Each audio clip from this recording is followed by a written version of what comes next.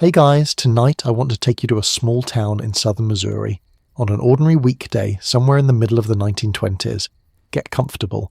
Turn the lamp down if you haven't already. This one moves slowly, on purpose. There's a woman doing the books. She's in her 50s. I can't tell you what the room looked like. Nobody wrote that down, and I'm not going to invent it for you tonight. What I can tell you is whose money she was counting. It belonged to farmers who lived within about 10 miles of her. She'd known some of them 30 years. She'd had some of them to dinner. Her name is Laura Ingalls Wilder. Not the girl in the wagon, not the woman in the sunbonnet on the cover. A working officer of a federal lending association, elected by her neighbours, handling their debt. She held that job for 11 years. The title was Secretary and Treasurer of the Mansfield Farm Loan Association. She helped found it. They elected her in 1917, and then they re-elected her every year after that, for 11 years running. The money that moved through those books came to more than $1 million in federal farm loans. $1 million. In the 1920s, in a town of about 1,000 people, she kept the books on it. Now, if you've read the 8 books, you've never seen this. If you've watched every episode twice, and I know a lot of you have, you've never seen it there either. That's not because anybody hid it. It's simpler than that. The books stop in 1885 when she's 18 and newly married. The series carried her further than that, but it stayed inside the frontier years. This job starts 32 years after the last page of the books. So here's the question I couldn't put down this week. Why does a farm wife in her 50s take a paid financial office at all? What was happening on that farm that made it necessary? Before I go further, one quick thing, and then I won't interrupt again. If these long nights are working for you, tap subscribe. It's free, and it means the next one finds you. Tell me in the comments where you're listening from and what time it is where you are. I read them. If you want the deeper research, it's at prairiesecrets.com. On a TV right now, there's a QR code on your screen you can scan later. On your phone, everything's in the description and the pinned comment. Thank you for being here. Sleep whenever you're ready. Back to the desk. The answer arrives in October of 1929. It arrives the way it arrived for a lot of people that autumn. All at once from a direction nobody was watching. The Wilders had savings, not a fortune, but real money set aside. The kind of money that means an old couple doesn't have to be afraid. That money was invested through a broker. Not their broker, their daughter's. Rose Wilder Lane was by then one of the better paid magazine writers in America. She'd made money in Europe. She'd made more writing serials. And she'd come home to Missouri in early 1928 with a specific plan. She was going to arrange her parents' financial independence. That was the stated purpose.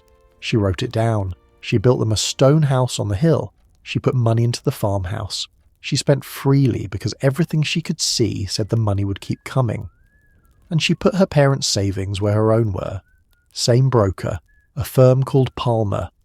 Then the market broke, and in the months after, Palmer failed.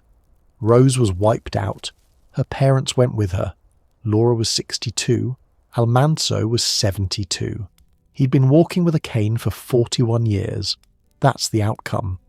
I'm not holding it back, because what happened isn't the interesting part. Who it happened to is. She'd spent 11 years as the secretary and treasurer of a farm loan association. She'd watched this exact process happen to other families, dozens of times. She'd held the paperwork. She knew what the first letter looked like. She knew what the second one looked like. She knew what came after the second one. And there's one more thing about that work which I'll come back to properly later tonight, because it's the reason I couldn't put this down. The whole time she kept those books, there was a federal farm loan on Rocky Ridge.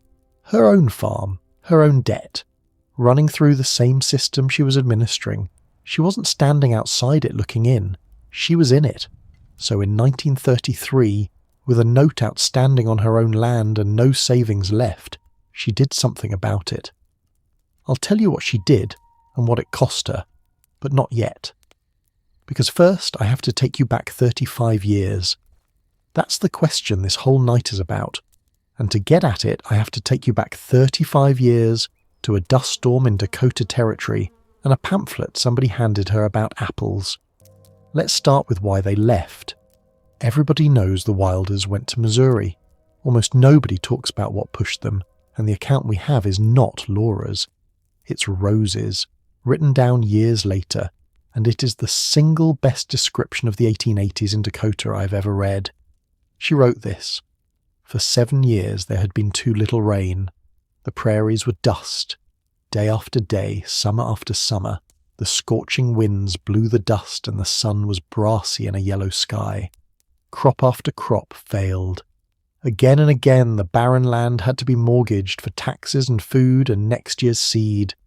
The agony of hope ended when there was no harvest and no more credit, no money to pay interest and taxes. The banker took the land. Then the bank failed." I want to read that last part again, because it's doing something people miss. The banker took the land. Then the bank failed. Everybody lost. The farmer lost the farm, and then the man who took it lost everything too. That's not a story about a villain. That's a story about a system coming apart with everybody still inside it. That's the country Laura Ingalls Wilder was 26 years old in. And then, in 1893, the whole nation followed. The Panic of 1893. Banks closed. Railroads went into receivership. It was, until 1929, the worst economic collapse the United States had experienced. So the Wilders are sitting in a dust bowl, in a national depression, with a failed farm, a dead infant son buried the previous decade, a burned house behind them, and a husband who can't do heavy work. And somebody hands them a pamphlet about Missouri. Now here's the part I didn't know before this week, and it changed how I see the whole move. That pamphlet wasn't a friendly tip. It was marketing, and it was extremely good marketing because there was a railroad behind it. Between 1880 and 1890, Missouri went from the 10th largest fruit-growing state in the country to first. Number 1, apples, mostly. That didn't happen by accident. In 1882, the Kansas City, Fort Scott and Memphis Railroad pushed a line east and south out of Springfield, straight across the Ozarks, and a railroad with new track in empty country has one problem. It needs freight. Tree fruit is perfect freight.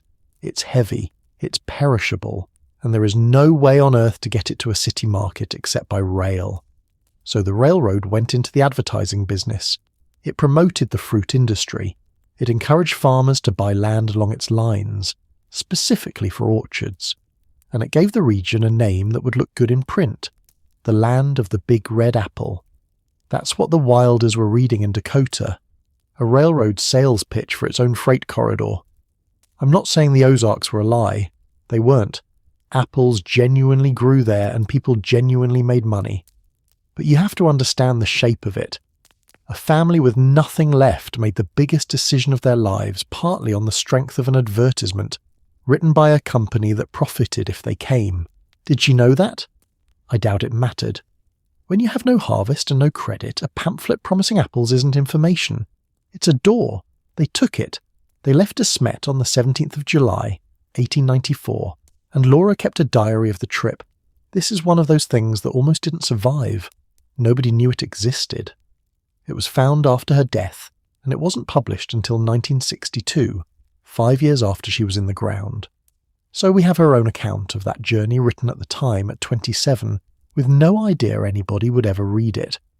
What did she write about? Not feelings. Almost none. She wrote down the country, the towns they passed, the other travellers on the road, the condition of the crops in every county they crossed. She was assessing land the entire way, 6 weeks in a wagon, and she is grading soil. That's the woman. Before there is any career, before there's a column or a ledger, there's a young wife in a wagon writing down how the wheat looks in Nebraska. And I can walk you along it, because she wrote down where they were. They left on the 17th of July, in scorching heat. It took them 6 days to reach Yankton, down on the southern edge of Dakota, then into Nebraska, Hartington, Coleridge, Stanton, Schuyler, then Kansas, Marysville, Topeka, Fort Scott, then across into Missouri and the Ozarks and Mansfield. 600 miles, in a wagon, in high summer. What she recorded along the way was heat, and rainstorms, and mud in the wagon ruts, and trails that weren't marked properly. That's the register. Conditions, distances, towns, what things cost, whether the country looked any good, almost no feelings, almost no scenery for its own sake. And I find that genuinely striking because this is the same woman who, 40 years later, would write some of the most emotionally precise descriptions of frontier life in American letters. At 27, in a wagon, with everything she owned behind her and her daughter beside her, she wrote like a surveyor. Which tells you something about who she was before anybody was reading. She was practical first. The lyricism came later, and it came on purpose, when she had a reason for it. They reached Mansfield on the 31st of August, 6 weeks, near enough. And that diary, the actual pages she wrote in the wagon, was not published in her lifetime. Nobody knew about it. It surfaced after her death, and Rose edited it, and it came out in 1962. 27-year-old Laura, writing about mud in Nebraska, sat in a drawer for 68 years. And I want to tell you what they actually arrived into, because I think most people picture a village with a church and a store, and that's not what Mansfield was. Mansfield was 13 years old, younger than their marriage. It had been founded in 1881 by two men, F.M. Mansfield and George Nettleton, who bought land specifically because the railroad was coming. The first train came in on the 23rd of October 1882, on the line that later became part of the Frisco system. It incorporated as a village in 1886. By the 1890s there was mining nearby, and Mansfield was growing faster than anywhere else in Wright County. So this was a boomtown, a young, ambitious, railroad-fed boomtown that had come into existence for commercial reasons and knew it, and it kept growing. After 1900, you get a newspaper, an opera house, several drugstores, a bakery, a confectionery, flour mills, a saloon, a bank, 2 hotels, later a bottling works, a creamery, a canning factory. At its peak, around 1913, Mansfield had close to 1,000 people. Hold that number, because it matters later. 1,000 people. That's the size of the world Laura Ingalls Wilder would spend the next 63 years in, and eventually become an elected officer of. They bought 40 acres in September of 1894. Rocky Ridge, they called it, and the name wasn't affectionate. It was rock, and it was timber, and it was ridge. Almost none of it was ready to farm. Now here's the detail that tells you the real situation, and it's the one the pamphlet didn't mention. They didn't move onto their own land and start farming it. They couldn't. For several years they rented a house in town. Almanzo worked at whatever came up, and they went out to the 40 acres and cleared it a piece at a time. Timber came off it. Rock came out of it. They planted apple trees, hundreds of them, and an apple tree takes years before it pays anybody anything. So think about what the land of the Big Red Apple actually meant in practice. For a family arriving with $100, it meant you buy rough ground, and you spend years turning it into orchard, and the orchard doesn't pay for most of a decade, and in the meantime you live in somebody else's house in town and take whatever work is going. That's the first stretch in Missouri. Not a farm, a long, slow, unpaid project on the edges of somebody else's schedule. And a family in that position needs money coming in from somewhere that isn't the field. Which brings me to the chickens. I know. Stay with me, because the chickens aren't a charming detail. The chickens are the hinge this entire story turns on. Laura kept poultry, leghorns mostly, and she was unusually good at it. I mean that technically, not sentimentally. She understood feed, she understood laying cycles, she understood how to keep a flock producing through the parts of the year when most farm flocks quietly stop. Why does that matter so much? Because of the shape of the income.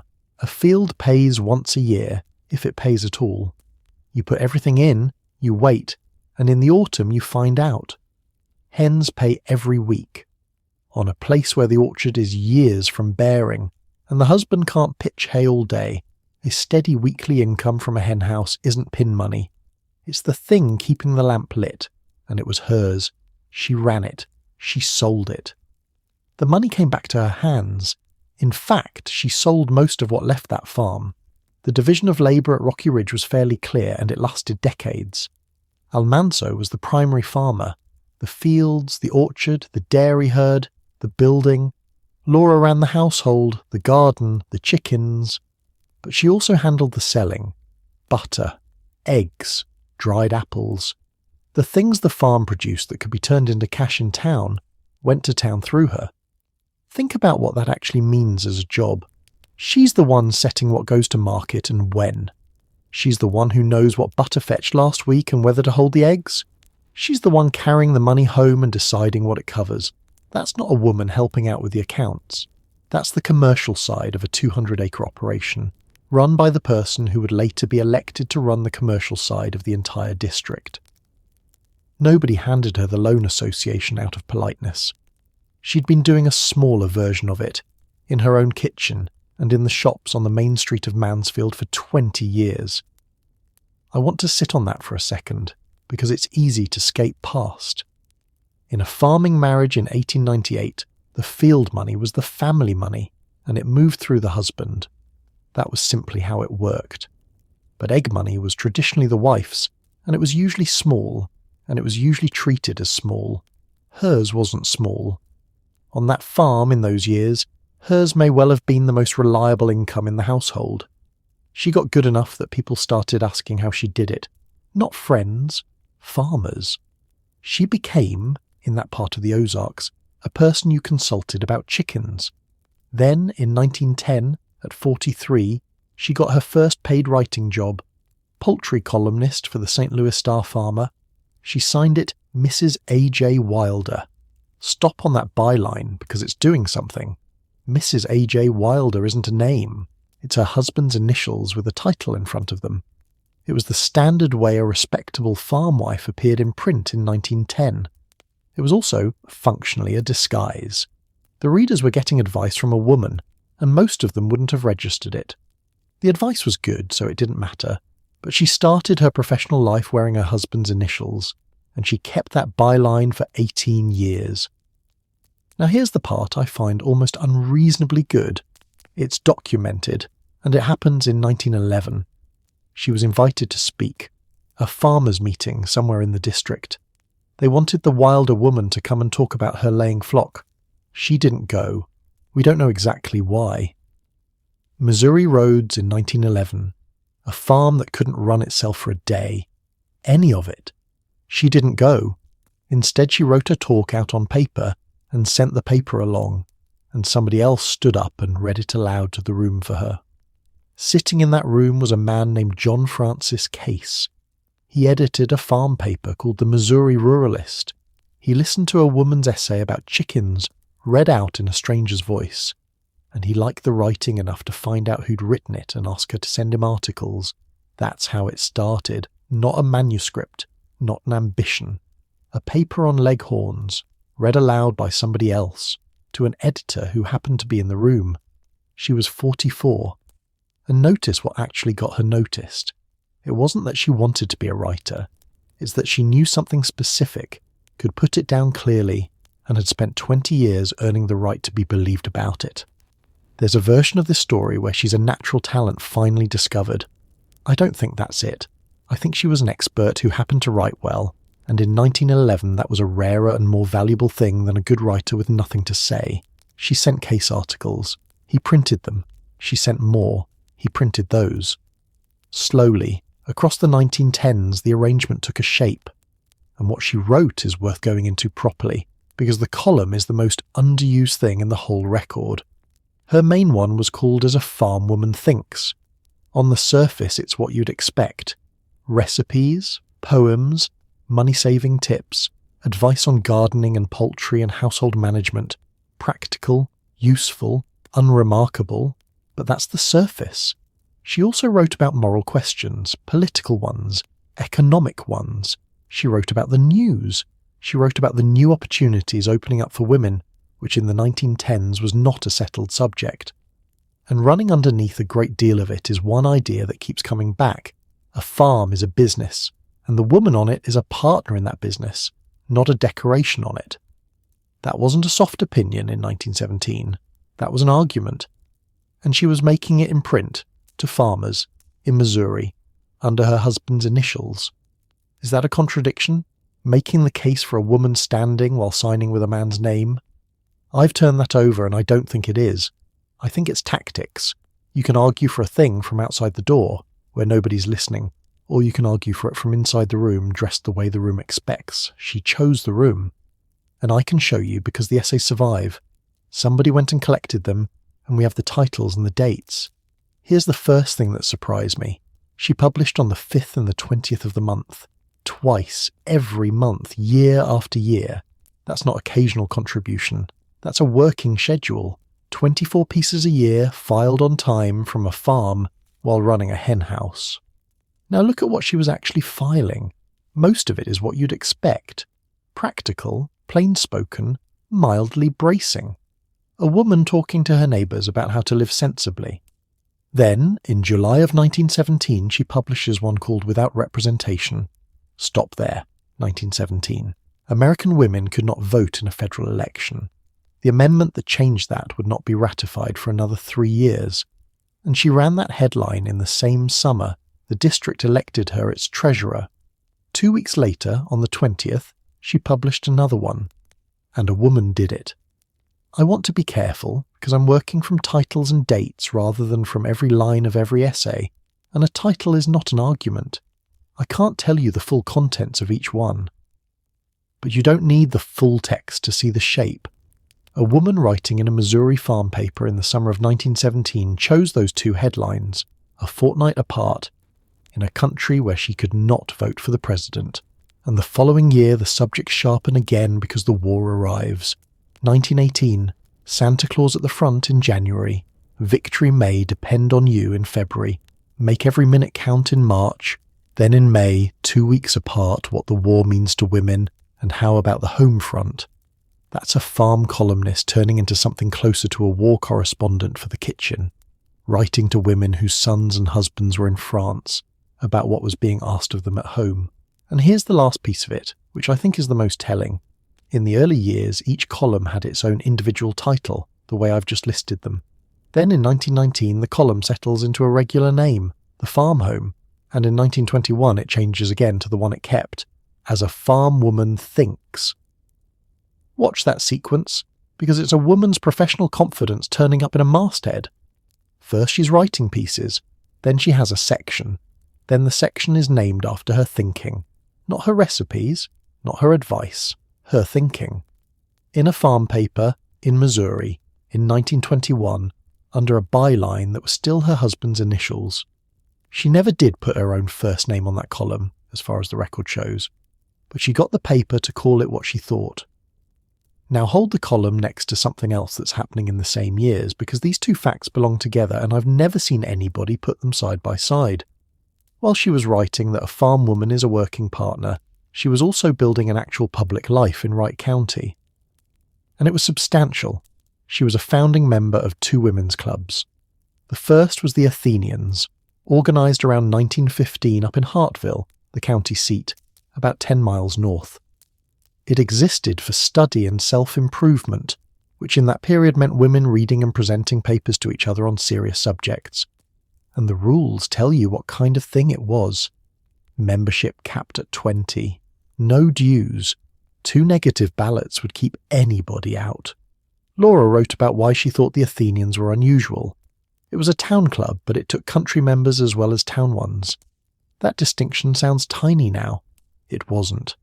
Town women and farm women in 1915 lived differently, dressed differently, and in most places did not sit in the same rooms. A club that deliberately mixed them was making a statement, and she noticed it, and she wrote it down. The second club was the Just a Mere, founded in 1919 by and for the women of Mansfield.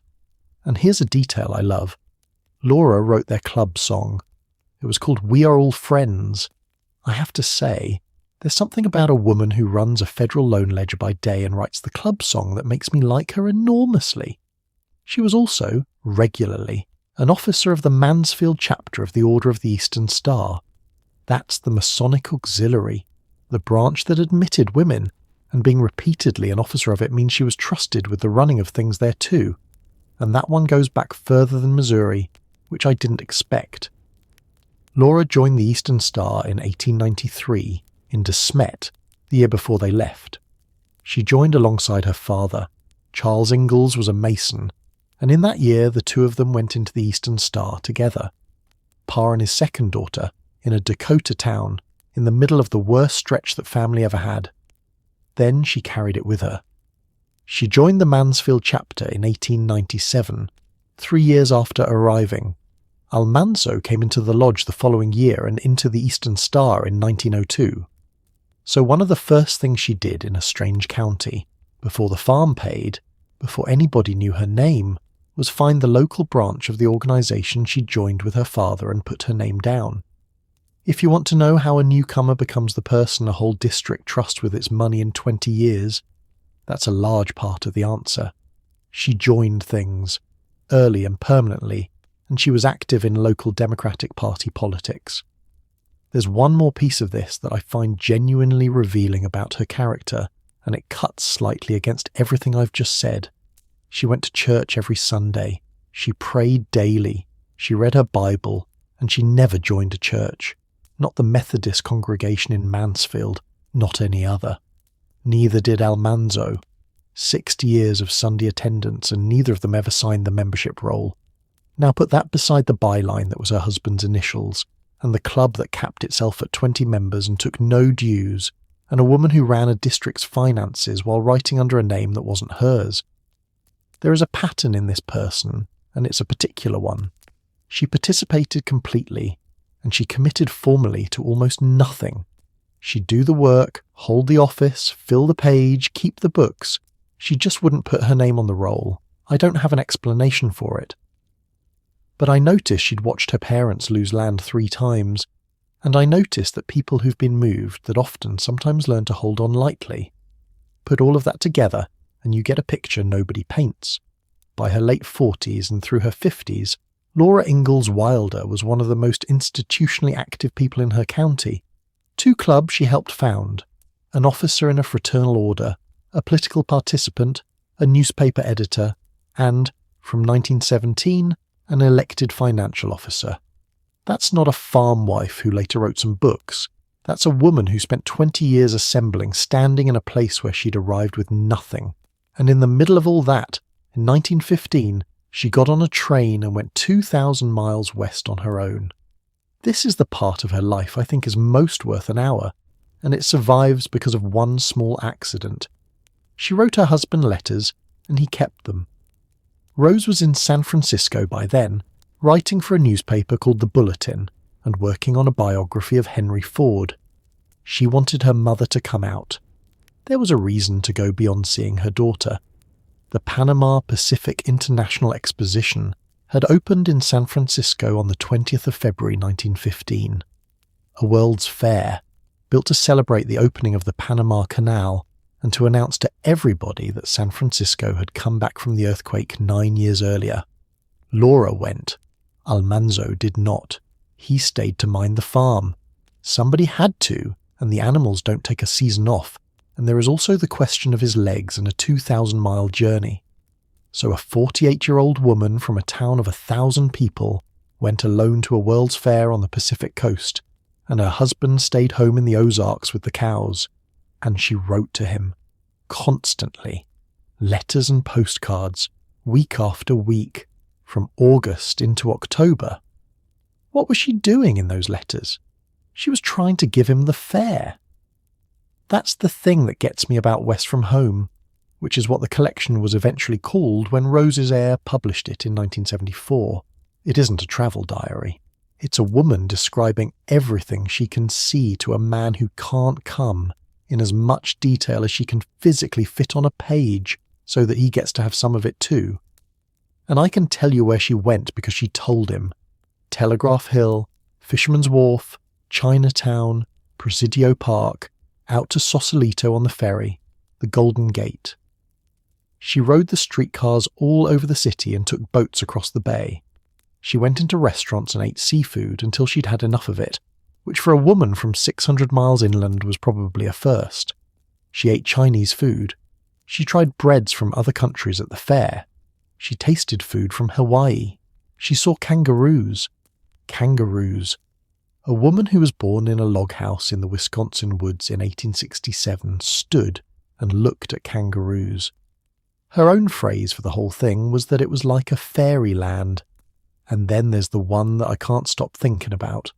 She and Rose went down to the Pacific Ocean, and they took their shoes off, and they ran in the water. Laura Ingalls Wilder was 48 years old.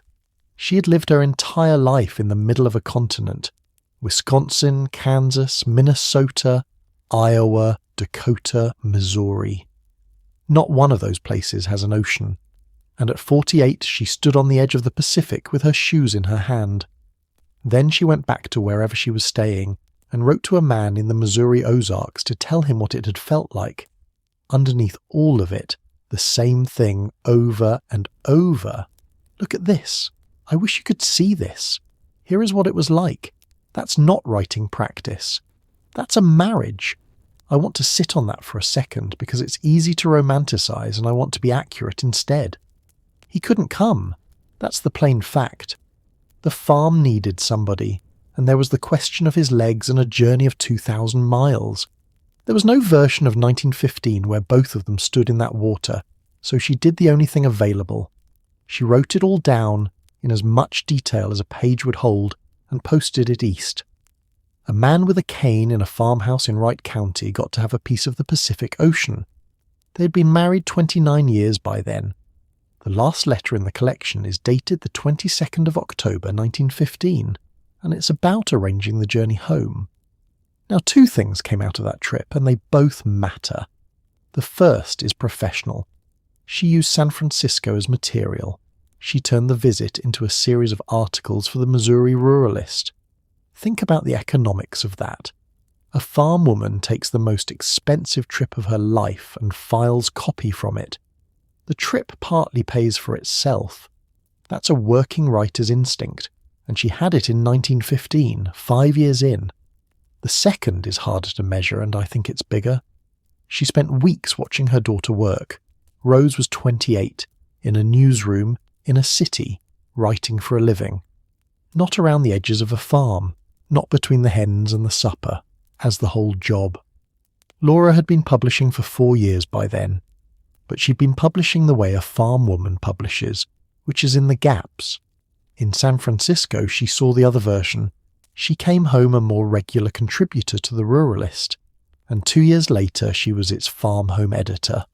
I'm not going to claim the trip caused that.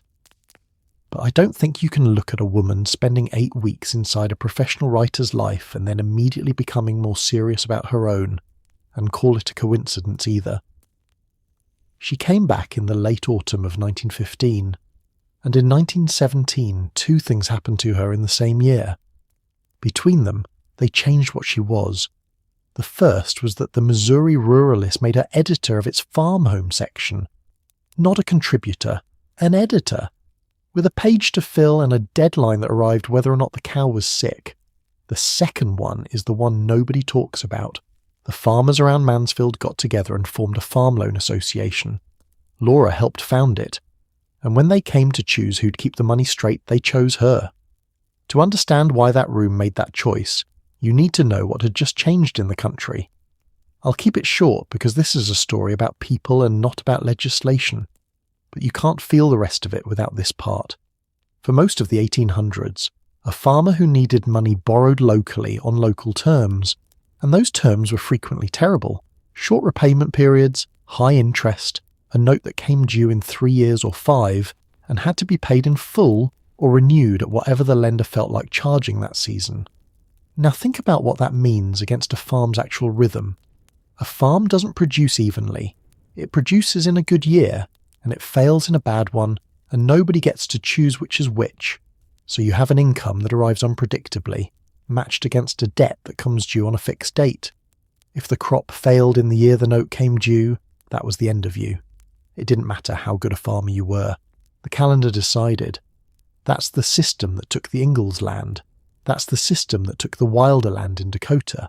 That's the system in Rose's sentence about the banker taking the land and then the bank failing. Laura had watched it work from the inside twice before she was 30. Then in 1916, the federal government built something different. Farmers could organise themselves into local associations. Those associations could reach federal money, and the loans that came through were long-term and amortised. Amortised is a dull word, and I want to translate it because it's the whole point. It means you pay the debt down in regular pieces across many years, instead of facing one wall of money on a date somebody else picked. It means a bad year is survivable. It means the calendar stops being the thing that kills you.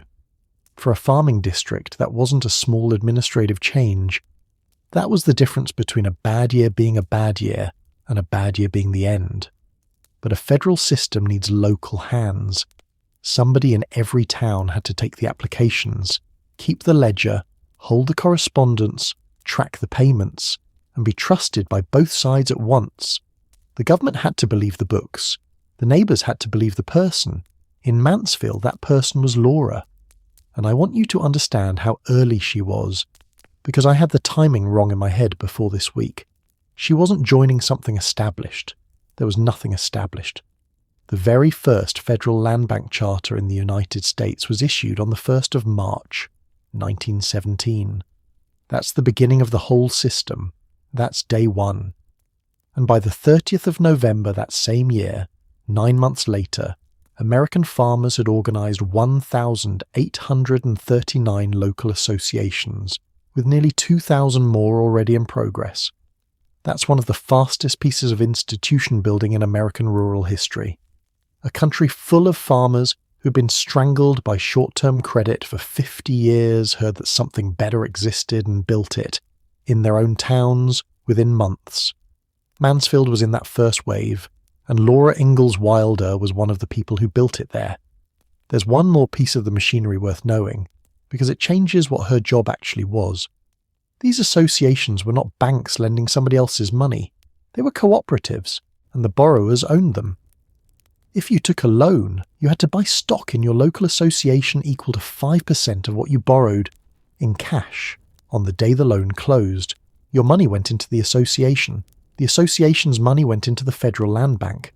The land bank issued bonds against that capital and funded more loans. So every farmer who borrowed became a part owner of the thing that had lent to him.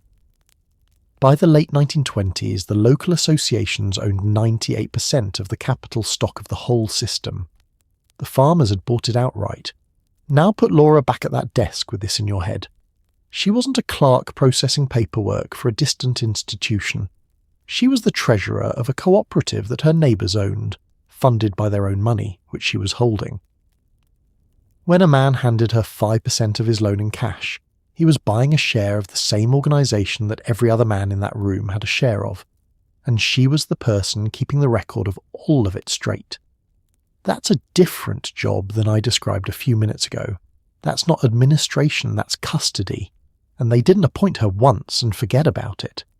It was an elected office. The election came round every year. She won it in 1917, and then again and again until 1928. 11 consecutive years. I want to be clear about how unusual that is, without overclaiming.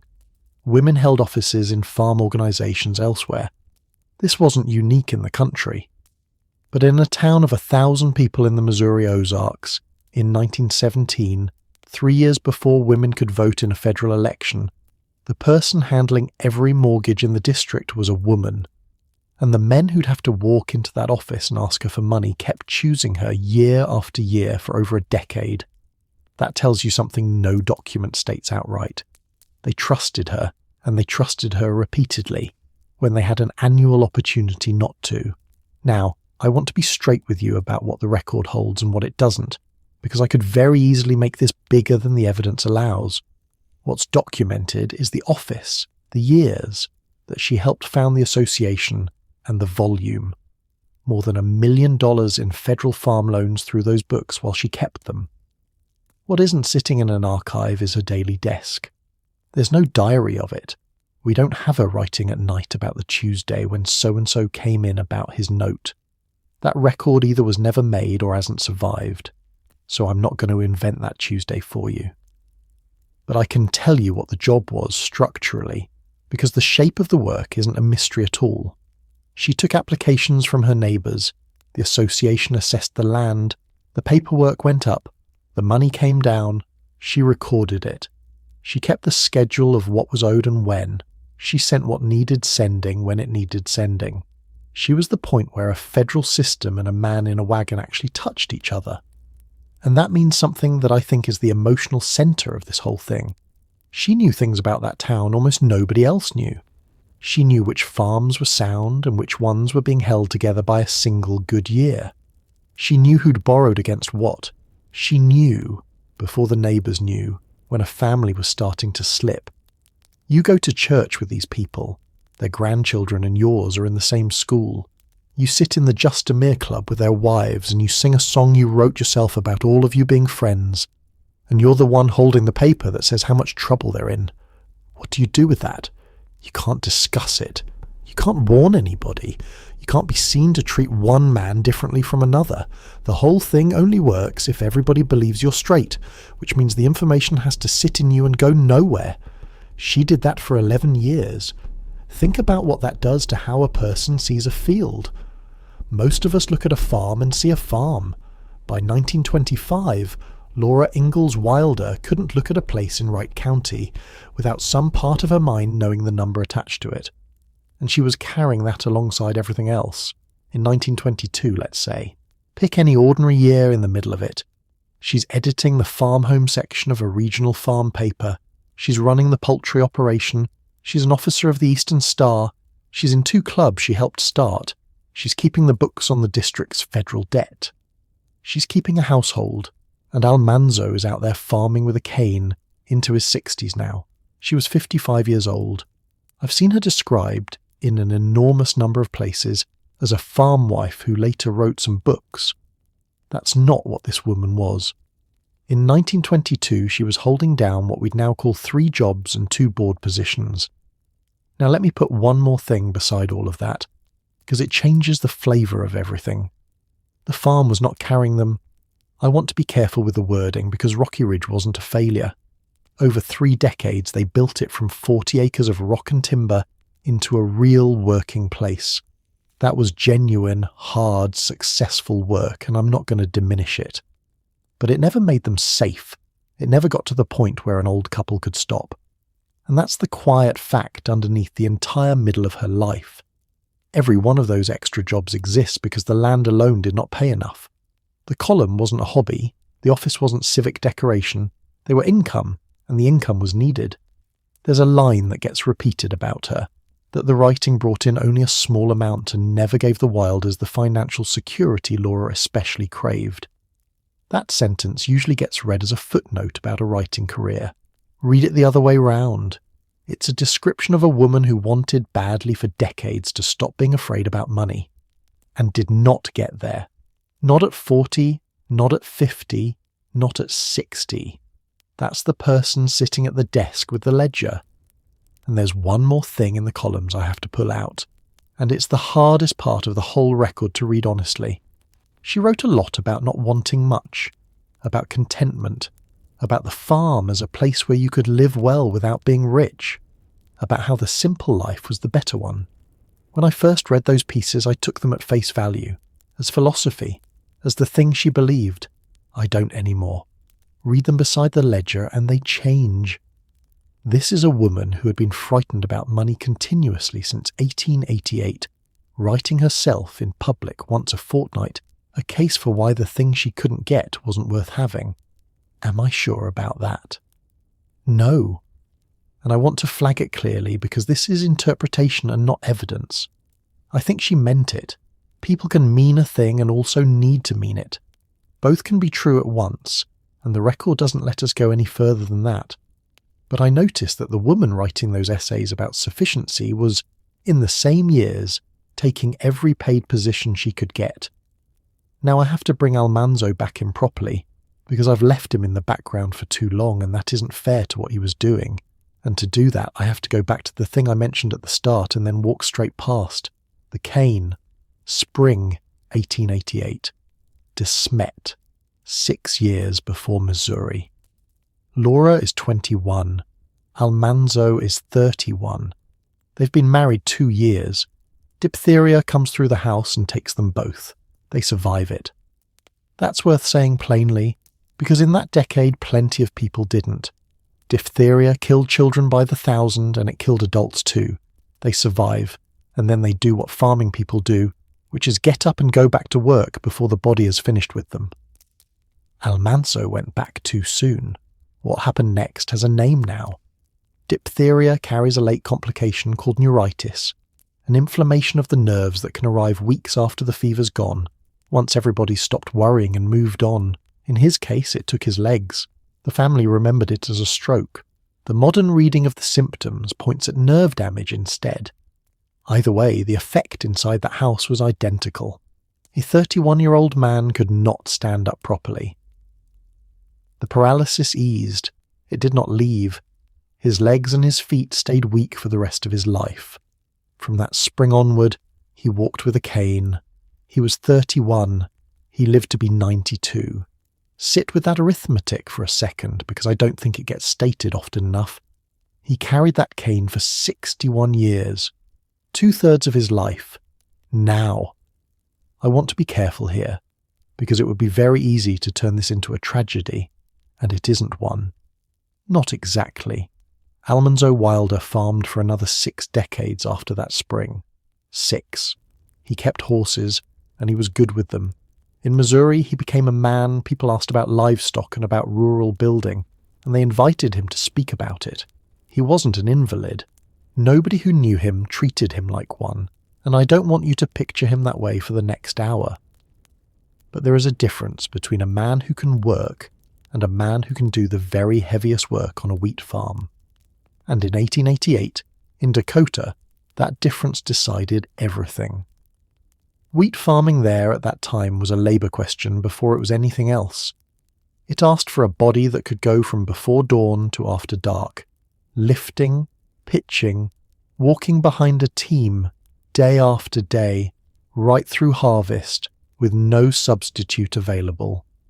Almanzo could still do a great deal. He could not do that, and the drought didn't care about his legs. But I've skipped something, and it's the part that matters most for tonight, because it's where she learned the thing she'd later be elected for. Go back to the wedding. They married on the 25th of August, 1885. She was 18. He was 28 and doing well by the standards of that country. He had land. They moved into a new house he'd built on his tree claim, and then, in 1886, 1 year into the marriage, Almanzo mortgaged the homestead. I want to slow down there, because that single administrative act is the beginning of everything.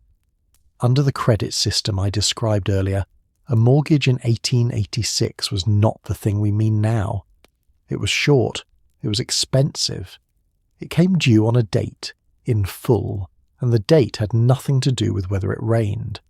And taking it out had a consequence they may not have expected. Because the homestead was mortgaged, they were required to leave the tree claim house and go and live on the mortgaged land instead. So the debt moved them out of their own new house, in year 1. That's the first lesson. A note doesn't just cost money, it tells you where to live. Then the rest of it comes, and it comes fast. Their son was born and died 12 days later. He was never named in the records that survive. The house on the tree claim burned. They got out with a few things.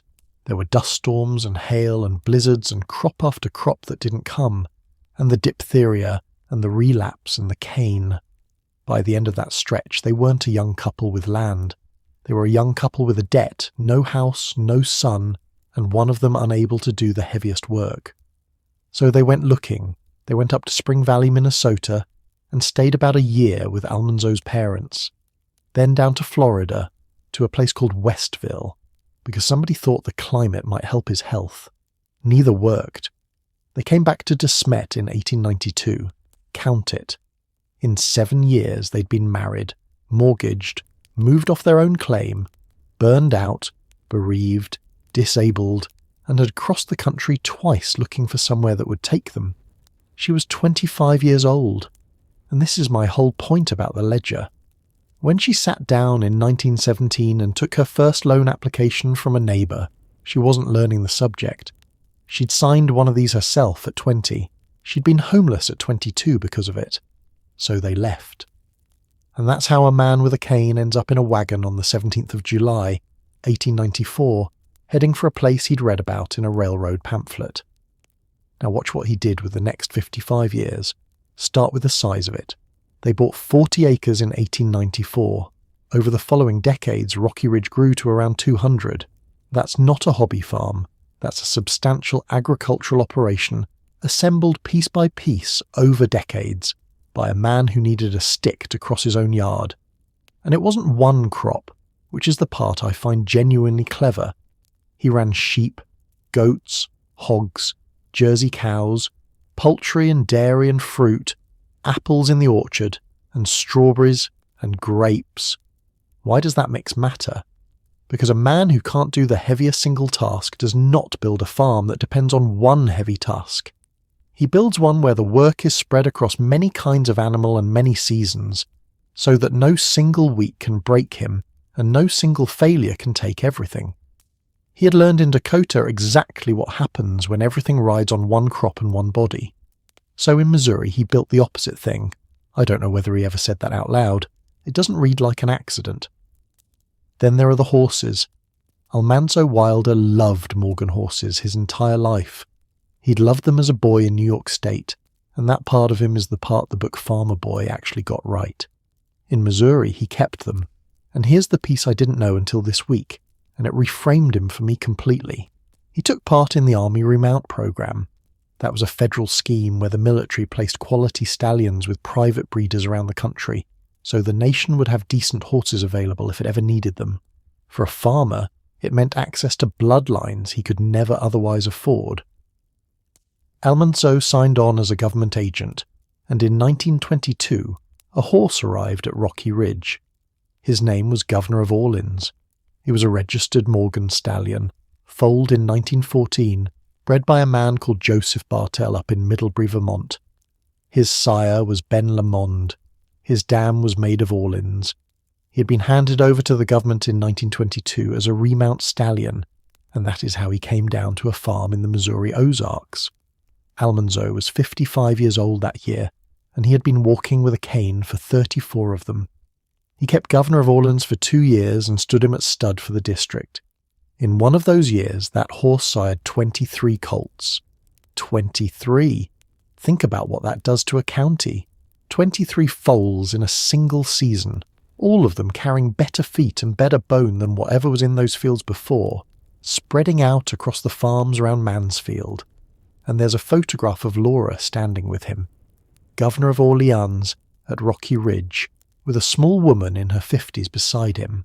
Now, why Morgans? Almanzo had a reason, and he gave it, and when I read it I had to put the page down for a minute. He believed Morgans were the right horse for that country because they were tough and sure-footed, because they had excellent feet and legs, because the roads out there were stony and the fields were rock, and what a farmer needed was an animal that could work on bad ground without breaking down. Excellent feet and legs. That's the phrase. That's the thing he went looking for and paid for and organised his 60s around bringing into his county. From a man whose own feet and legs had failed him in a farmhouse in Dakota when he was 31 and never fully came back. I can't prove he was thinking that. Nobody wrote it down and he wasn't a man who said much, but he spent 2 years of his life standing a stallion so that the horses of Wright County would have the one thing he'd lost. That's how a quiet man from New York State ends up being invited to speak in Missouri about livestock and building, which gives you a picture of that marriage by the 1920s that I don't think anybody draws. 2 people the district consulted, her about money and farm homes and how a household should run, him about animals and how to build things that stand up. 2 people who had arrived 30 years earlier with $100, a wagon, and no standing whatsoever. They built that from nothing. Twice. Once in Dakota where it was taken away, then again in Missouri slower, and it held. And then there's the house. This is the one that stopped me. Almanzo Wilder built his wife a 10-room farmhouse, by hand, in pieces, out of timber and rock that came off that ridge while they were clearing it to plant, not bought, not contracted out to a builder, built by a man with a cane in the hours left over after the animals were seen to and the fruit was in. And I want to give you the timeline because the timeline is the whole point. It starts in 1896. They move a single room onto the site where the house stands today. One room. That room is now the kitchen. Then a second room goes up beside it, with an attic space above, and the attic becomes Rose's bedroom. So in 1897, the great farmhouse at Rocky Ridge is 2 rooms and a loft. He finished it in 1913, 17 years. 17 years from moving that first room to the house standing as it stands now. 10 rooms, with porches and windows put in where they'd catch the landscape. Think about what 17 years of that actually means. It means that for most of their working lives, the house they lived in was a house under construction. It means Rose grew up entirely inside a building site. It means that in 1905, when they installed a stove from Montgomery Ward in that kitchen, the house was 9 years old and nowhere near done. That stove is still there, incidentally. And there's one detail about that house that I think is the single most Laura thing in the entire record. The fireplace in the living room, she insisted on it. And she insisted on what it was made of. Huge rocks, found on the farm. Think about that. Rocky Ridge was named for the thing that made it nearly worthless. Rock. Rock in the fields, rock under the plough, rock that had to come out by hand before an apple tree could go in. Rock was the enemy for 20 years, and when it came to building the hearth, the actual centre of the house, she wanted it built out of that. Not brought in, not bought. The stuff that had made the land hard, put in the middle of the home as the thing that holds the fire. Nobody wrote down why. She didn't explain it in a column, as far as I know, but I don't think you need it explained. And he built it to fit her. Laura Ingalls Wilder was a very small woman, well under 5 feet. So in that house, the working surfaces went in low. The kitchen counters, the windows, the shelves, built down to the height of the woman who was going to stand at them. He built the house around her actual body. I've thought about that a great deal this week, because a man in his physical condition had every reason in the world to put up the simplest structure that would keep the rain off and be finished with it and go and sit down. He didn't. He spent 17 years on it, and the thing he optimised for, in the room she would stand in most, was whether she'd have to reach. There's no letter about this. Nobody wrote down a speech. He was, by every account we have from his wife and his daughter, a quiet, stoic man who did not say a great deal, so this is what he said instead. It took him 17 years, and the house is still standing today. Now hold those 2 people together in your head, because I need to move us into 1928, and I want you to see exactly what was about to be put at risk. By the middle of the 1920s, this is a household that works. Not a rich one, a working one. 200 acres of diversified farm, an orchard bearing, a dairy, a flock, a 10-room house built by hand, a woman with a newspaper page, an elected office, 2 clubs and a chapter of the Eastern Star. A man the county asks about horses, and savings. Actual savings, set aside, after 30 years of not having any. They were, for the first time since 1886, not in danger. That took them 34 years, but first her world empties out and it happens faster than she can absorb it. In 1924, her mother died. Caroline Ingalls had been living in the house in De Smet, the last of that household still keeping it. When she went, the generation above Laura was gone. Laura was 57, and there's a small hard fact attached to that year. 1924 is also roughly when a regular run at the Missouri Ruralist winds down. The collected essays run from about 1911 to 1924, so the year her mother died is also the year the column ends. I don't know if those 2 things are connected. Nobody wrote it down, but she stopped writing for money in the year the last of her parents went, and she did not start again for 6 years. 4 years later, in 1928, her sister Mary died, and I need you to feel the specific shape of that one, because Mary wasn't simply a sister. Mary was the one Laura's entire life had been bent around since 1879. Mary was the reason a 14-year-old girl sat and sewed shirts for 25 cents a day. Mary was the fixed point that the whole family had organised itself against for half a century. And Mary's last years were not gentle, which I think people assume they were. After Caroline died in 1924, the two younger sisters took Mary on. Grace and her husband Nathan kept her in the De Smet house at first. Then, in 1926, she went out to the Black Hills, to Keystone, to live with Carrie. In the autumn of 1927, Mary had a stroke. It paralysed her. Carrie nursed her. There was time in a sanatorium at Rapid City, and then they went back to Carrie's house in Keystone, and that is where Mary was for the last stretch. So when Laura got the news in 1928, her sister had been blind for 49 years and paralysed for the last year of it, in a house in the Black Hills with the second youngest sister doing the lifting. Laura was 600 miles away in Missouri running a loan office. By 1928, the household she grew up in was down to 3 living women: Laura, Carrie and Grace, the mother, the father, the eldest sister, the baby brother, all of them in the ground. And here's something about those 3 surviving sisters that I only put together this week, and it fits everything else tonight. All 3 of them worked. Laura you know about by now. Carrie had been a printer and a newspaper worker before she married, and then she was the one nursing Mary through a stroke in the Black Hills. And Grace, the baby, the one born in 1877 when the family had almost nothing, was a schoolteacher and a housewife and also a journalist. She wrote for a magazine and for local newspapers. 2 of Charles and Caroline Ingalls' daughters ended up writing for newspapers. Nobody planned that.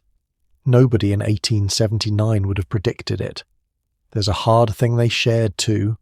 Grace was diagnosed with severe diabetes in a hospital at Huron in 1932, and it killed her in November of 1941. She was 64. Carrie died of the same disease in Keystone in June of 1946 at 75. Laura had it as well. 3 sisters, 1 condition, and in that era not much anybody could do about it. It is one of those quiet family facts that sits underneath a whole generation, and never makes it into any story about them. And in that same year, 1928, Laura Ingalls Wilder finished her last term as Secretary and Treasurer of the Mansfield Farm Loan Association. 11 years of it. Done. She was 61 years old. Her mother was gone. Her sister was gone. The column had been finished for 4 years, and the office that had run alongside the entire back half of her working life had just come to an end. What does that year feel like from inside? I don't know, she didn't say. But I noticed that a woman who had held 4 or 5 roles at once for a decade was, by the end of 1928, holding almost none of them. That's the moment Rose comes home, and I want to tell this part fairly, because it is very easy to tell it as a daughter who ruined her parents, and I don't think that survives contact with the evidence. Rose Wilder Lane was 41 in 1928. By any measure of that era, she had made it. She'd left Mansfield as a teenager, worked as a telegrapher, gone to San Francisco, become a newspaper writer, then a magazine writer, then one of the highest paid magazine writers in the United States. She had lived in Europe. She had crossed an ocean repeatedly at a time when most women from Wright County had not crossed a state line. And I have to tell you about Albania, because it is genuinely one of the strangest facts in this entire family. Rose finished her work for the Red Cross in 1922, and then she kept going back to Albania, not passing through, going back repeatedly, and then living there, from 1926 to 1928. She was there during a revolution, and while she was there, she received a proposal of marriage from a man named Ahmet Zogu. She turned him down. He went on to crown himself King Zog I of Albania. So the daughter of the family in the little house on the prairie was asked to marry a man who became a king and said no, and went home to Missouri to look after her parents. Now that story comes down to us from Rose herself, and Rose was a woman who told a good story, so hold it a little loosely. But it's in her own papers, and she never took it back. She was also spending like someone who'd stopped counting. She put $2,000 into renovating a house in Albania that she was renting. $2,000 in the 1920s into somebody else's building, in a country in the middle of a revolution. She wrote for Harper's, Ladies' Home Journal, the Saturday Evening Post. In the late 1920s, she was one of the highest paid women writers in America, and the numbers back it up.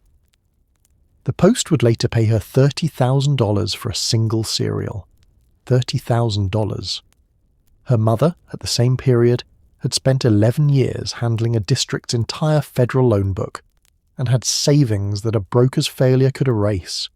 2 women in one family, half a mile apart, operating on completely different scales of money, and neither of them safe, as it turned out. And she came back in early 1928 with a stated purpose. She was going to arrange her parents' financial independence. That's the phrase. That was the plan. She wrote it down and she meant it.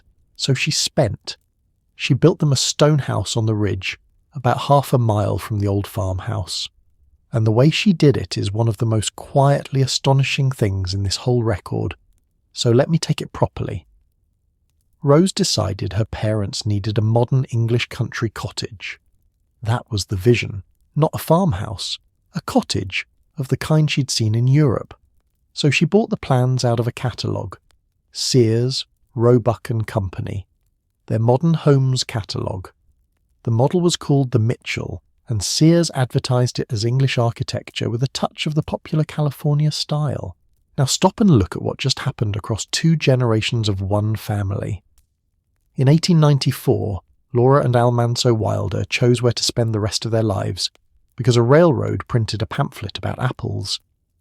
In 1928, their daughter chose what house they would grow old in out of a mail-order catalogue. Both times, an advertisement. Both times, a picture of a future somebody was selling. I don't think that's a criticism of either of them. It's just what buying a future looked like in America in those decades. But it's the same family doing the same thing 44 years apart, and the second time the stakes were higher. Rose didn't build it as a kit, though. That's the part that tells you about her. Sears would have shipped the whole thing pre-cut, every board numbered. She didn't want that.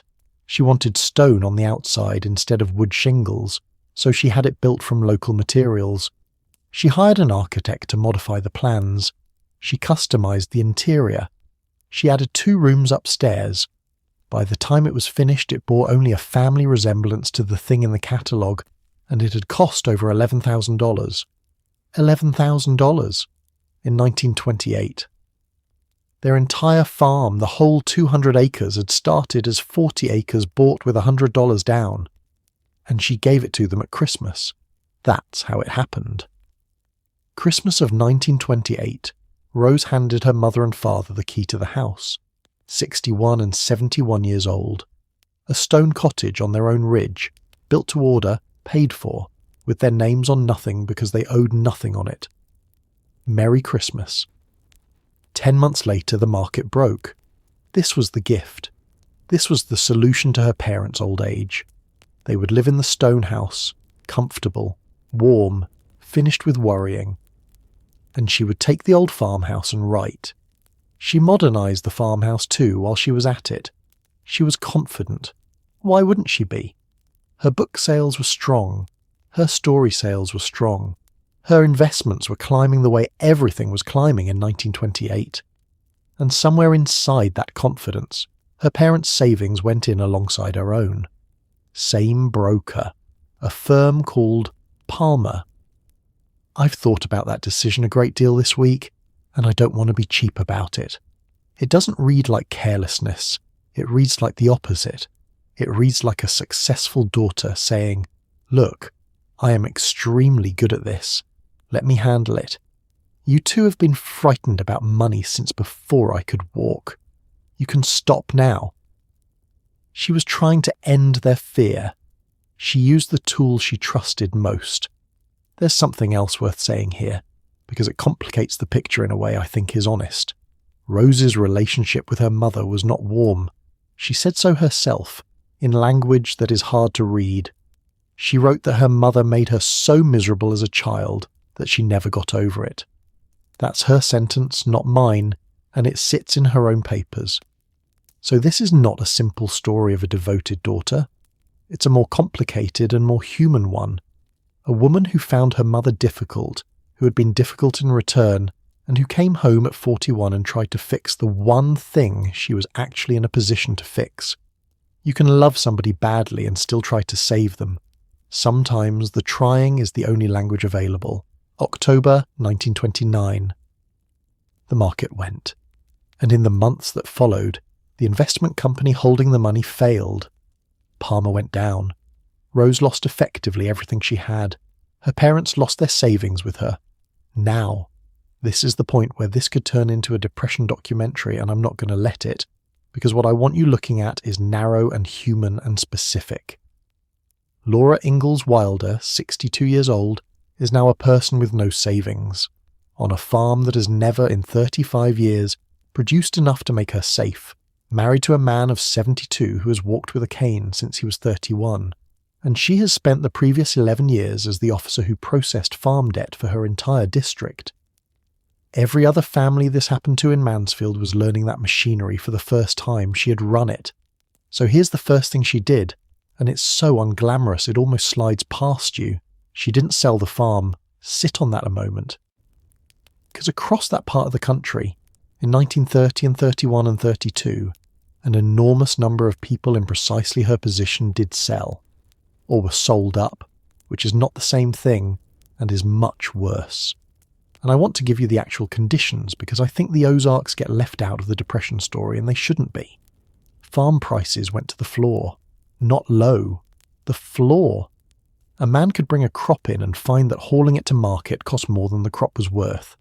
Foreclosures came fast.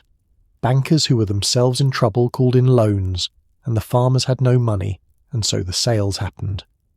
Across the country, by 1933, close to half of all American farms carried a mortgage, and a great deal of that debt had stopped being paid, and on top of that, the weather turned. The Missouri Ozarks went into drought in the 1930s, and that drought was longer and wider than anything the continent had seen in 300 years. So think about what that meant to a woman of 63 in Wright County. She had left Dakota in 1894 because of 7 years of drought and a national panic that took the banks. And now she was 63 in Missouri, in a drought, in a national collapse that was taking the banks. The same two things, 36 years apart, both times at the exact moment she had the least room to absorb them. The ones who held on generally held on because something was still coming in from somewhere. The Wilders held on.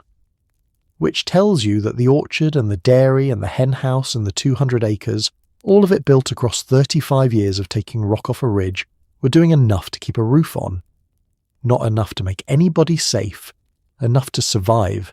That's what all that work actually bought her. Not comfort, a floor. And I think that's worth stopping on because it's the answer to a question I asked near the beginning. What was the point of all those jobs? Not wealth. She never got wealth. The point was that when the thing she had feared since 1888 finally arrived at 62, it didn't take the house. 35 years of egg money and column money and careful diversification bought her a floor to stand on during the worst economic event in the country's history. That's not nothing. That might be everything. Now let me tell you what it did to Rose because it's important and because it's the part people skip. Rose Wilder Lane did not bounce. She had come home in 1928 intending to stay a short while and settle her parents. She stayed 8 years. Her creative output went sporadic. The market for the kind of magazine writing that had made her rich dried up, because in 1931 nobody is buying cereals. Her friend Helen Dorr Boylston, who had been living at the farmhouse with her, left suddenly. And after that, Rose carried the whole cost of running that house alone. She kept notebooks, 84 of them, across her life.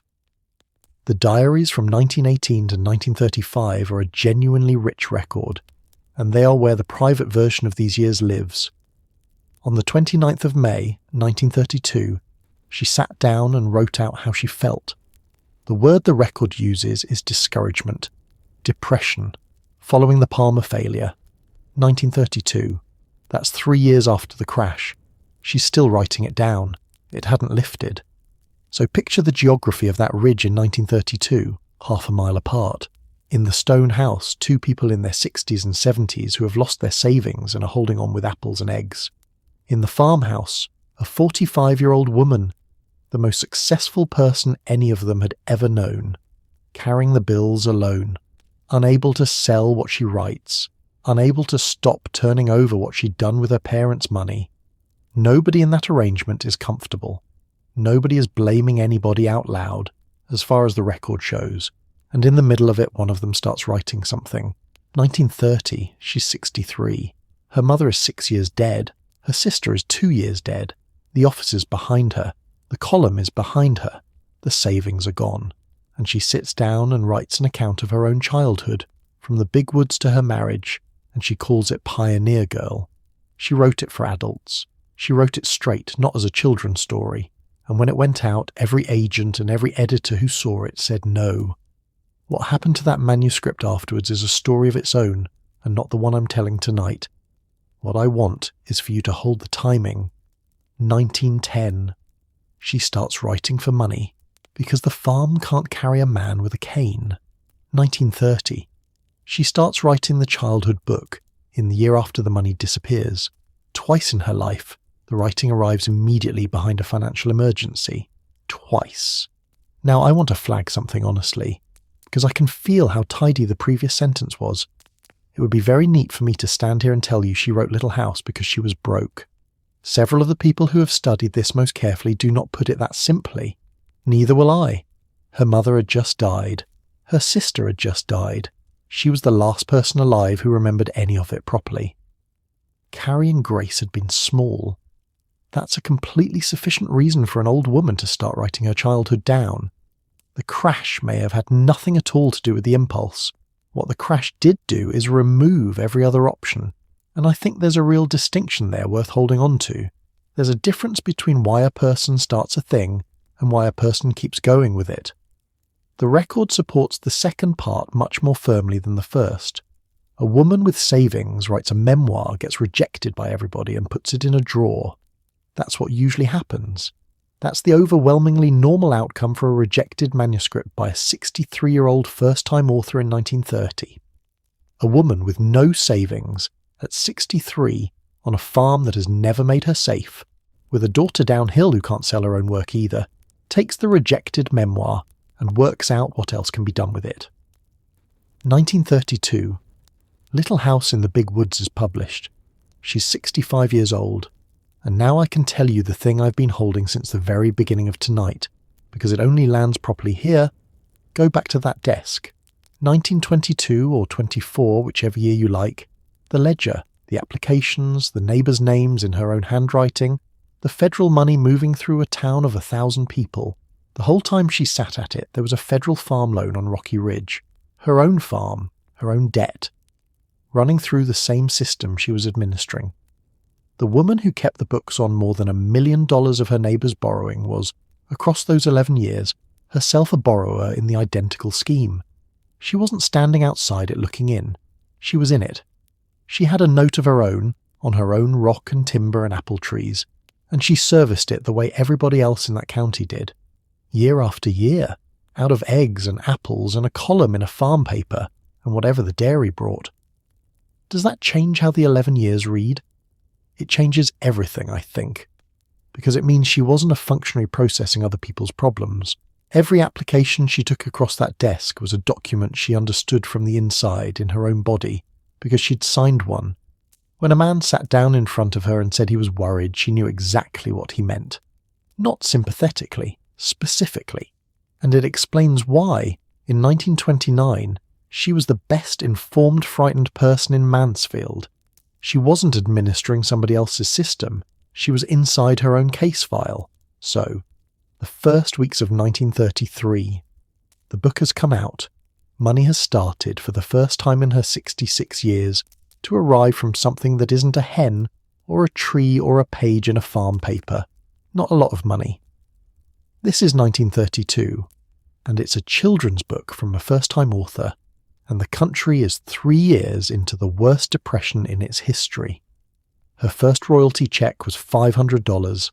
Hold that figure against the other one for a second, because they sit almost exactly on top of each other. $500 comes in from the book. $811.65 is what's owed on the land. So the check did not cover it. Not close. She was $311 short before she started. That's what the phrase "scraped together all the money she could find" actually describes. It wasn't the book paying off the farm. It was the book plus everything else in the house, emptied out, to get over a line that the book alone couldn't reach. And here is what she does with it. She gathers every dollar she can find in that house. Everything. Whatever the book has brought, whatever the farm has spare, whatever is in a tin somewhere. She goes and pays off the outstanding balance on the federal farm loan on Rocky Ridge. $811.65. The note is closed. The land is hers and Almanzo's outright, with nothing owed on it to anybody. And when it's done, Laura Ingalls Wilder is left with about $50 in cash. 66 years old. $50. She had walked into that town in 1894 with 100. 39 years. Think about the ledger of that. A cleared ridge, 200 acres, an orchard bearing fruit, a dairy, a flock, a 10-room house built by hand with the counters set low, 14 years of a writing career, 11 consecutive terms as an elected officer, 2 clubs founded, a club song, a published book with her name on it, 2 dead parents, a dead sister, a dead infant son, 39 years back in a Dakota cemetery, and about half the cash she walked in with, and she spent it on the debt, not on comfort, not on setting anything aside for the next bad year, in a decade that was going to have plenty of them. She took the first real money of her life and put it straight into the one thing she had been afraid of since she was 21 years old in Dakota, watching notes come due on land that was about to stop being theirs. Was that sensible? No, I don't think it was. A financial advisor would have told her to hold that cash in 1933 of all years, with banks still failing in the country where it was. Keeping $800 liquid in 1933 was almost certainly the safer play. She didn't do the safer play.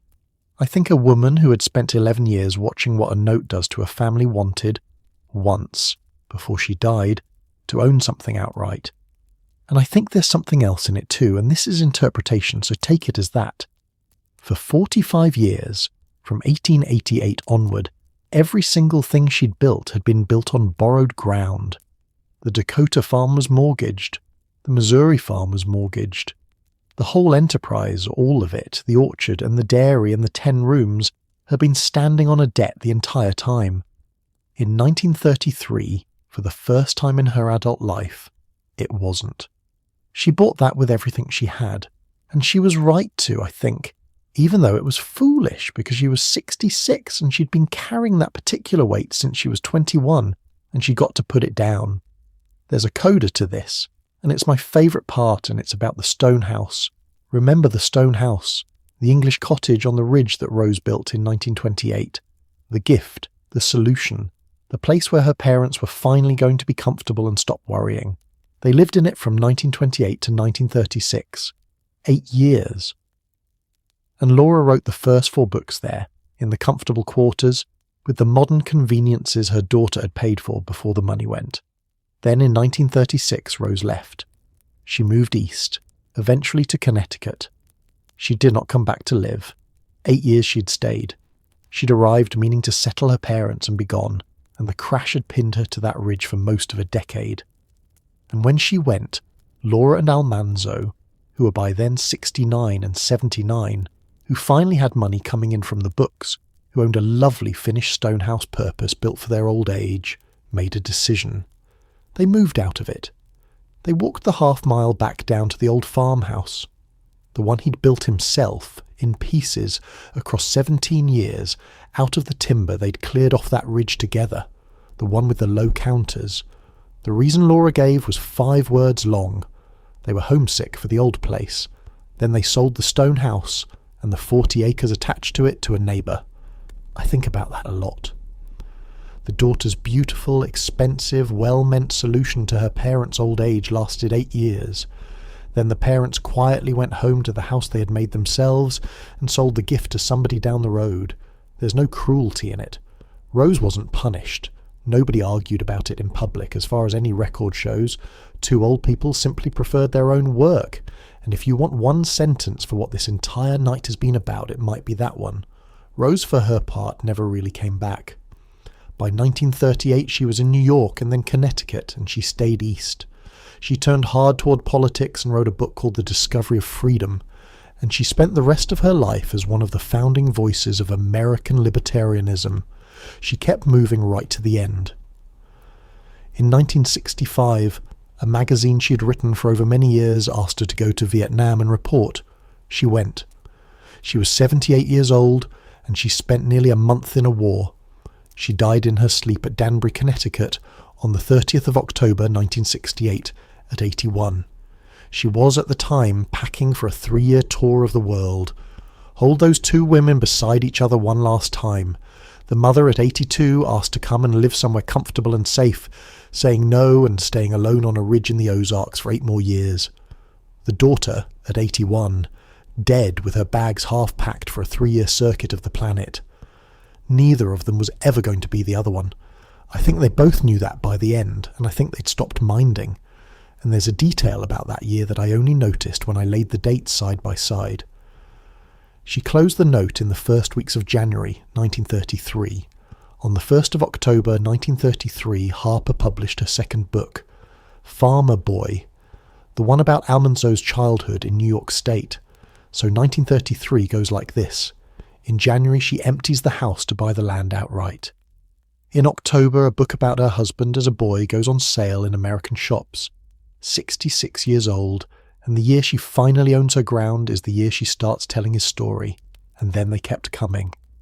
Little House on the Prairie in 1935, on the banks of Plum Creek in 37, by the shores of Silver Lake in 39, The Long Winter in 1940, Little Town on the Prairie in 41, these happy golden years in 1943, 8 books in 11 years starting at 65.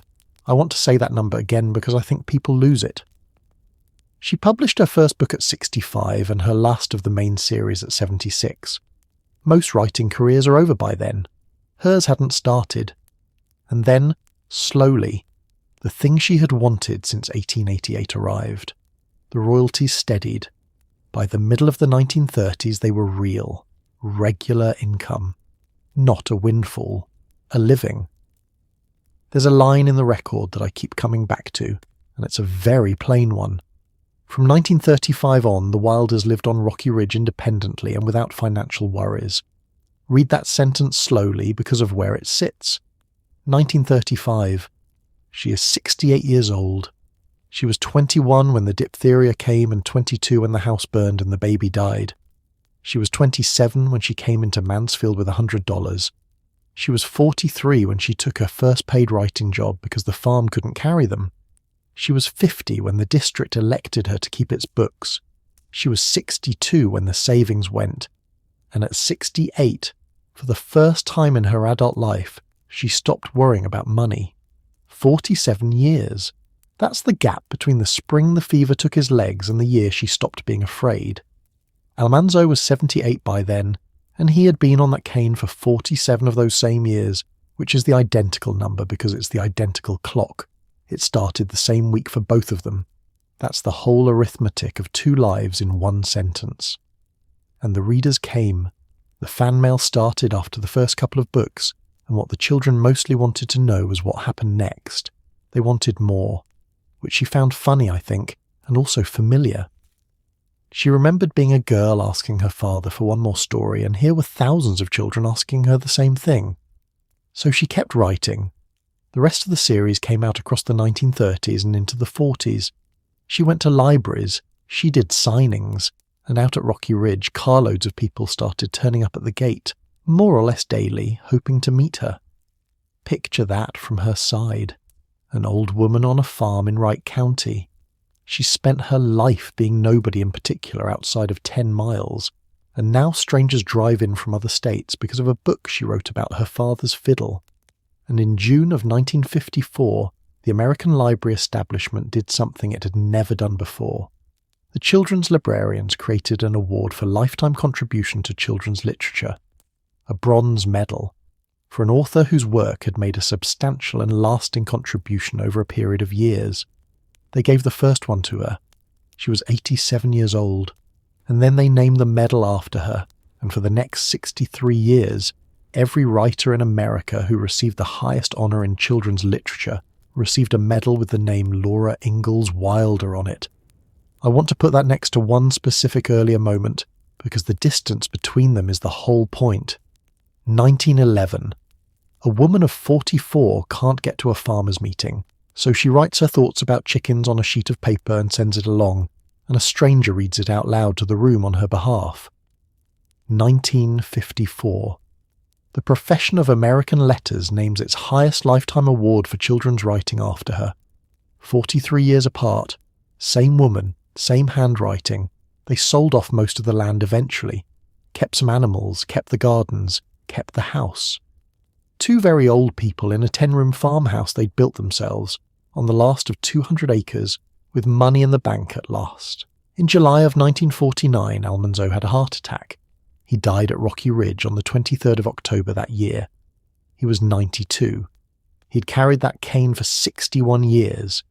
He lived with the consequences of one spring in Dakota for 2/3 of his life, and farmed anyway, and built a 10-room house anyway, and tried to improve the horses of a whole region anyway, and outlived very nearly everybody. Laura stayed on in the farmhouse. Rose asked her to come east, to move in, to be looked after, to stop being alone on a ridge in the Ozarks at 82 years old. She said no. She stayed in the house he built for 8 more years. The neighbours looked in on her, and friends came by, and the carloads of readers kept arriving at the gate. 8 years alone in a 10-room house with a fireplace made out of the rocks that had nearly beaten them.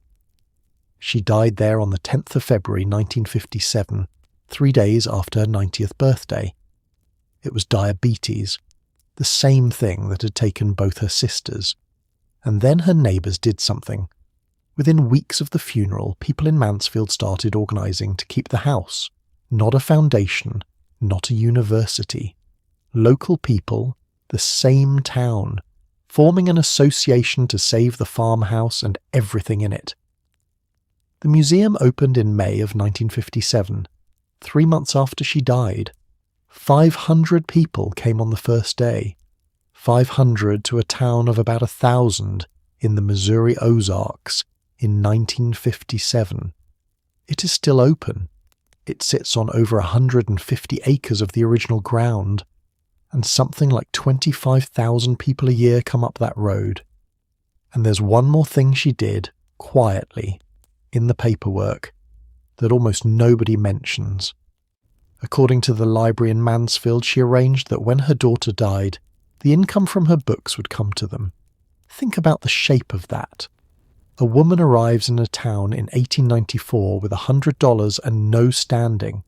She spends 63 years there. She keeps the town's money for 11 of them. In a cooperative the farmers owned themselves. And at the end she signs the earnings of her life's work over to the town's library. The ledger, and then the books, and then the books given back to the place that had elected her to keep the ledger.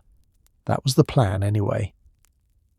I have to tell you what happened to it, because it is the last hard fact of this whole story, and it is not a comfortable one. Rose inherited the books when her mother died in 1957, and she had them for 11 years.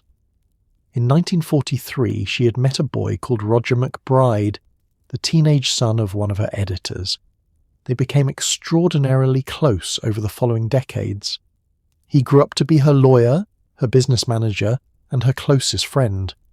And she said herself that she'd been raising him to carry her political ideas forward. When Rose died in 1968, Roger McBride inherited everything she owned, including the Little House books. And out of those books he built something very large indeed. The television series came out of that estate. So did a franchise worth an enormous amount of money. Then McBride died in 1995, and the library in Mansfield went to court. Their argument was this. Laura's original will, they said, gave her daughter the books for her lifetime only. After Rose died, The rights were meant to come back to the Laura Ingalls Wilder Library. That was the instruction. That was what the old woman had written down. The case was settled, and the terms were never made public, and McBride's heirs kept the rights. So I have to be careful how I say this. A court never ruled that the library was right. The dispute was resolved privately, and we don't know on what basis. But the library believed, strongly enough to litigate, that Laura Ingalls Wilder had left her life's work to the town of Mansfield, and that it never got there. Think about that against everything you've heard tonight.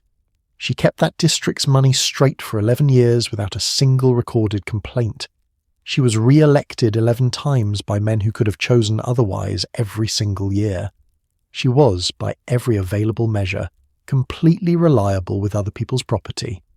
And the one time somebody else was holding hers, it went somewhere else. By then those books had made her name in a way the ledger never would, and that's the part I keep turning over. Here's what actually happened to the memory of this woman. 7 of the 8 books cover her own life, from about 1871 to 1885. 14 years. Childhood to the first year of marriage. The 8th one is about her husband as a boy in New York State. She lived to be 90. So the work she's remembered for describes roughly 1/6 of her life. And it stops 4 decades before everything I have told you about tonight. None of it's in the books. None of it's in the show. Both of them end before any of it begins. Now. Did she know that? Did she ever say anything about what she'd left out? She did. Once, that we have a good record of. In 1937, she went to Detroit to a book fair, and she stood up and spoke about her own life and her own writing. It's one of the very few times she did that publicly, and somebody wrote it down. She talked about what she'd seen. She said she had seen the whole frontier.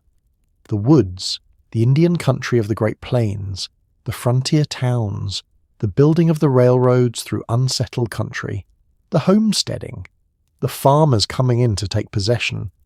And then she said she realized she had seen and lived it all. That's her explanation for the books. She was the last one standing who had watched the entire thing happen, start to finish, and she wanted children to understand what was behind the country they'd been handed. Fair enough. That's a good reason, and I believe her.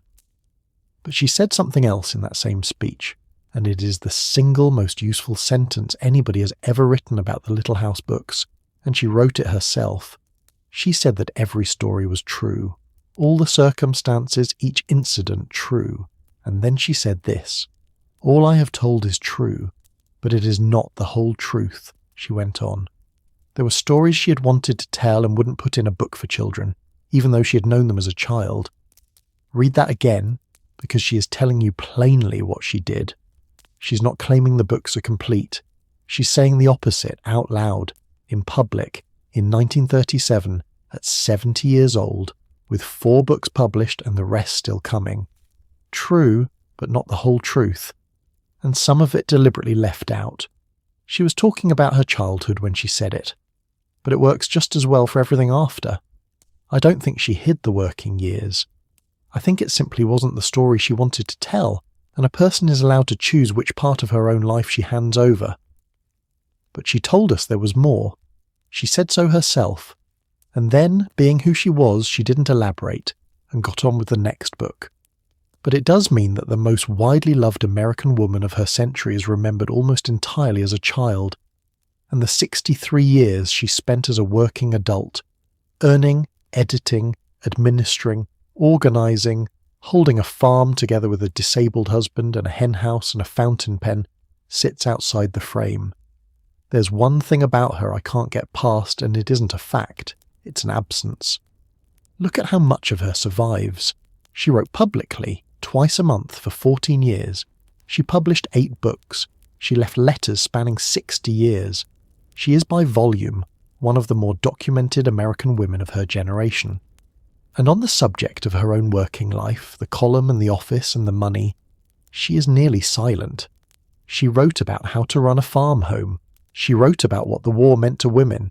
She wrote about her childhood in Wisconsin in enormous, loving detail. She did not write about being the secretary and treasurer of the Mansfield Farm Loan Association. Why not? I've thought about that for a week, and I have 2 guesses, and I want to be clear that they're guesses. The first is that it simply wasn't interesting to her. It was work. You don't write essays about your job when your job is the thing you do, so you can pay for the things you want to write about. The second is less comfortable, and I keep landing on it anyway. She may not have thought it was hers to claim. Remember the pattern, the byline that was her husband's initials, the Sunday attendance without the membership, the club with no dues and a cap of 20. This is a woman who did the work and did not put her name on the roll, over and over for 50 years. Maybe the ledger was the same, something she did well for a long time and never counted as her story. And if that's right, then the last thing worth saying tonight is that she was wrong about that. So let me put it back in the frame, for tonight at least. She wasn't a farm wife who got lucky with some books at 65. She was a working woman for 50 years, and the books are what came after that, not instead of it. And when the first real money of her life finally arrived, she didn't spend it on herself and she didn't put it somewhere safe. She walked it over, closed the note on her own land, and came home with about $50. As far as anybody can tell, she never said much about it to anyone. All I have told is true, but it is not the whole truth. That was her sentence, not mine. She was talking about her childhood when she said it. It works just as well for everything after. She told us there was more. She said so herself, and then, being who she was, she didn't elaborate, and got on with the next book. So the next time you see that photograph of her, the late one, the white-haired one in the high collar with the very level gaze, I want you to know something the caption underneath it will not tell you. You're looking at a former financial officer. Somebody should say so out loud. Thank you for staying with me tonight, all the way to the end of a story about a ledger. Sleep well. Good night.